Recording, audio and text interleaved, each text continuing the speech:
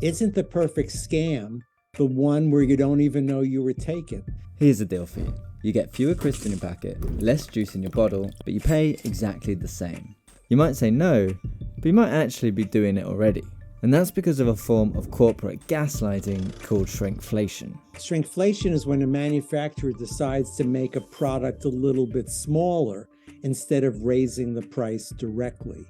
It really is a sneaky way to pass on a price increase to consumers because they're getting less for their money. Consumers are price conscious. They're not net weight conscious. And that's what the food giants are counting on. The best answer I ever got was, we wanted to keep the item at a familiar price. There we go. They know consumers will notice if instead of $2.99 for an item, it's now $3.29.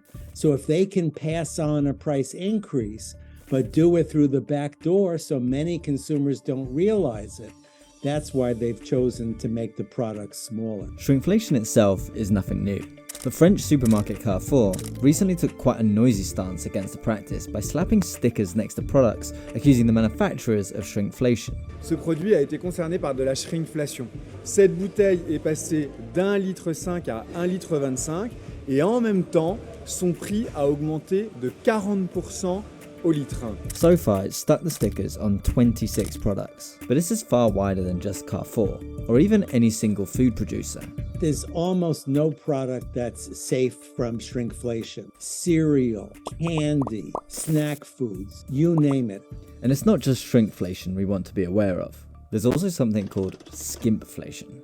The classic example, last year, one big company had margarine. It used to be 64% oil. They reduced the oil content in the margarine down to 39%, and that made water the primary ingredient. So they literally watered down the product. That's what skimpflation is. They're skimping on something that used to be in the product, replacing it with cheaper ingredients. Prices fluctuate, and companies at times will have to pass those costs onto the consumer. So I understand when manufacturers are feeling the pinch. They need to find some way to pass it on to consumers. Unfortunately, too many of them choose the sneaky way to do it.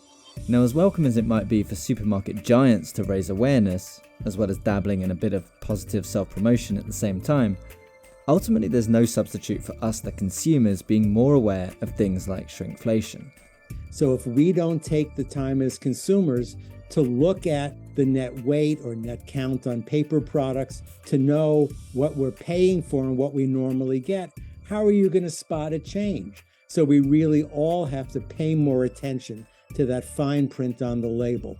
And while shrinkflation appears to be on the rise, there are also signs that consumer awareness is rising too. And what we've seen, consumers are not happy when their brand downsizes and they say they're not going to buy that brand again. And we all have to kind of act with our pocketbooks if we don't like something a manufacturer is doing.